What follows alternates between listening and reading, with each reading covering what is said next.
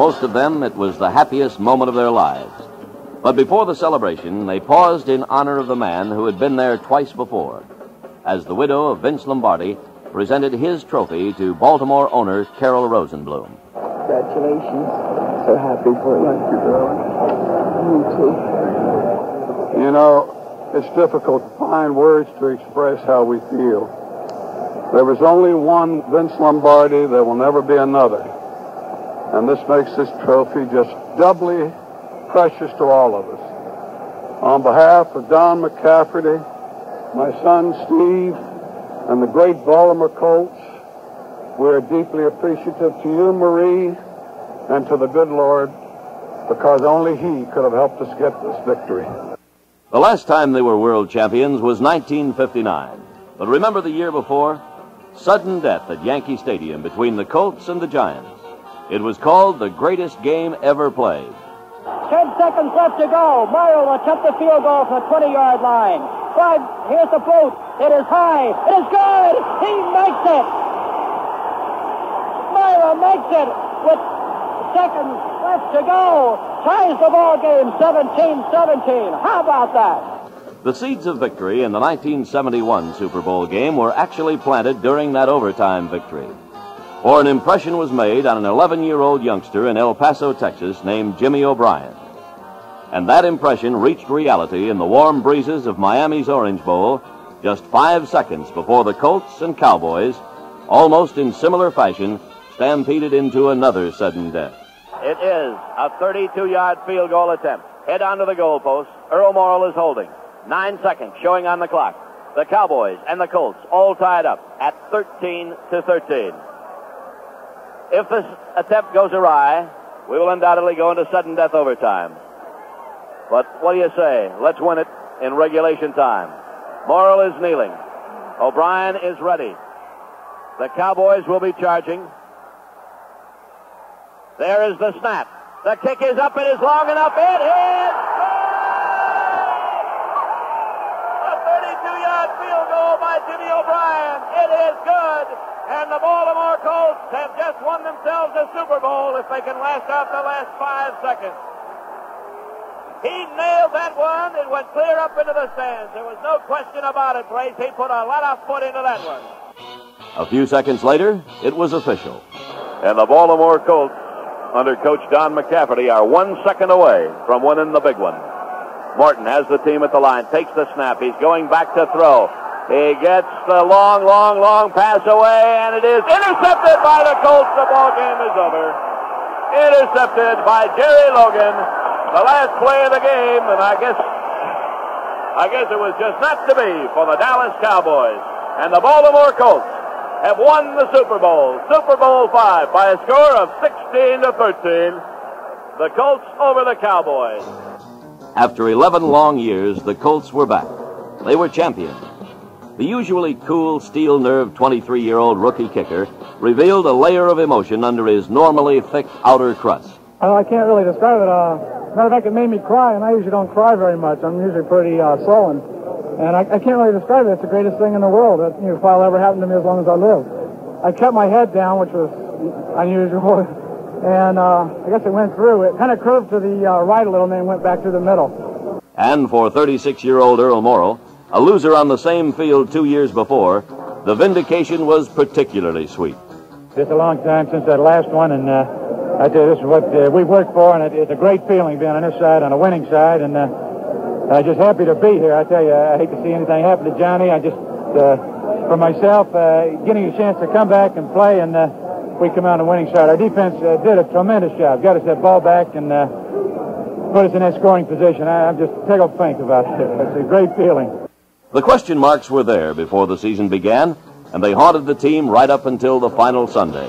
A so-so record in 1969, aging quarterbacks, new conference, 8 new opponents, inexperienced head coach, erratic kicking, suspect defensive line, and a weak running game. Before the season, in a surprise move, the inexperienced O'Brien was installed as the Colts field goal kicker. Unknowingly, the blueprint to the Super Bowl was beginning to take shape. The march to the title actually began against San Diego on September 20th. It's now field goal time. And Jim O'Brien, a rookie, who has booted 2 field goals in this game already, will be out to attempt. The clock stopped with 59 seconds remaining. And very early in this game, he booted one from close in. The officials waited a long, long time, then signaled it was no good. He has 2 out of 3. He will attempt this one from the 28-yard line. Slight angle to the right. Earl Morrall kneeling. Tension is mounting. Morrall holds out the hand. There's the snap. The kick is up. It's long enough. It is good.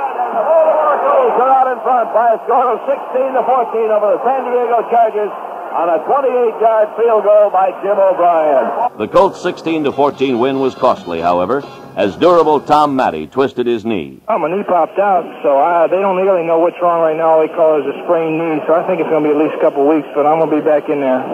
Make sure of that. Re-injuring the knee against Boston, Matty's season would be one of frustration. Hoping for 2 in a row, the Colts welcomed Kansas City for a Monday night game at Memorial Stadium and came out on the short end of a 44-24 decision that left players and fans in a state of disbelief. The Chiefs, humbled by their Super Bowl victim Minnesota the week before, scored early and often.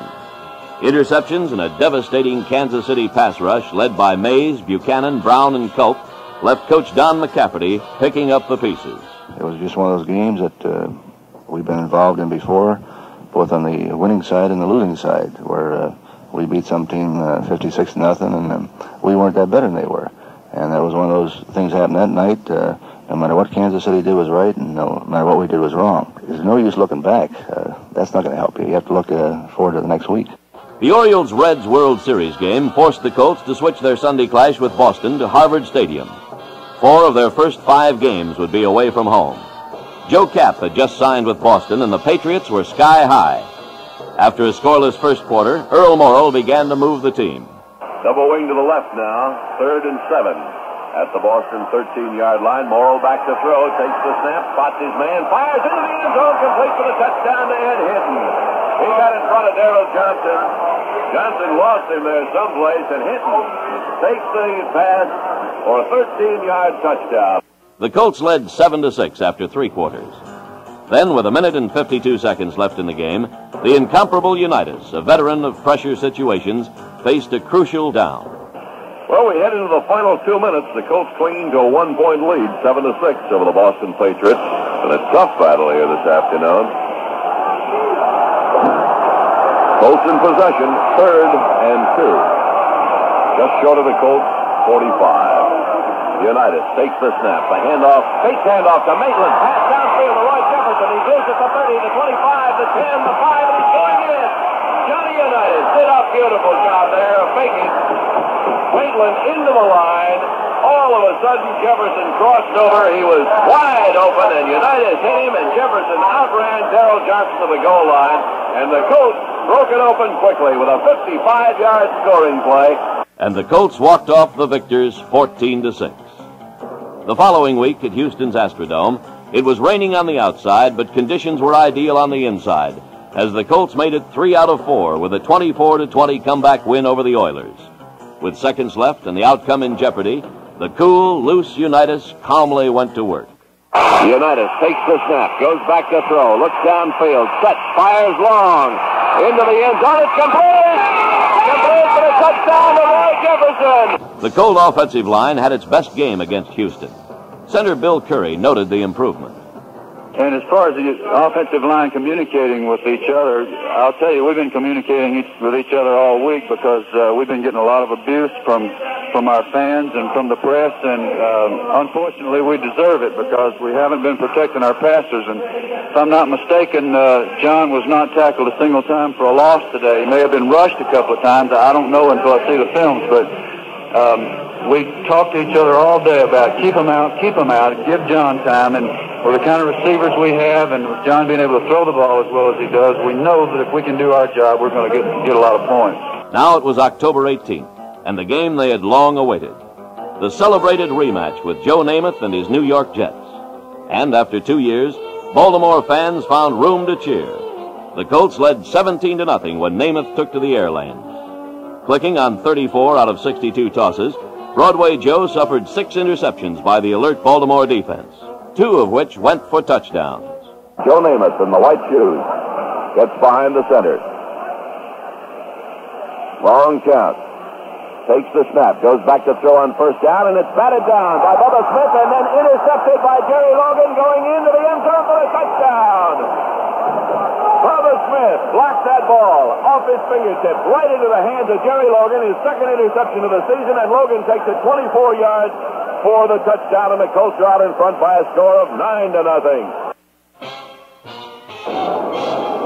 Namath takes the snap on third down. Back to throw again. Flick. Intercepted by Bob Grant down the sideline to the 10, the 5, and he's going into the touchdown. Bob Grant comes up with his first interception of the season and goes about 28 yards for the TD. Interception by Bob Grant, and the Colts are out in front 26-5. The Jets were destroyed, and Namath's season ended abruptly with a broken wrist.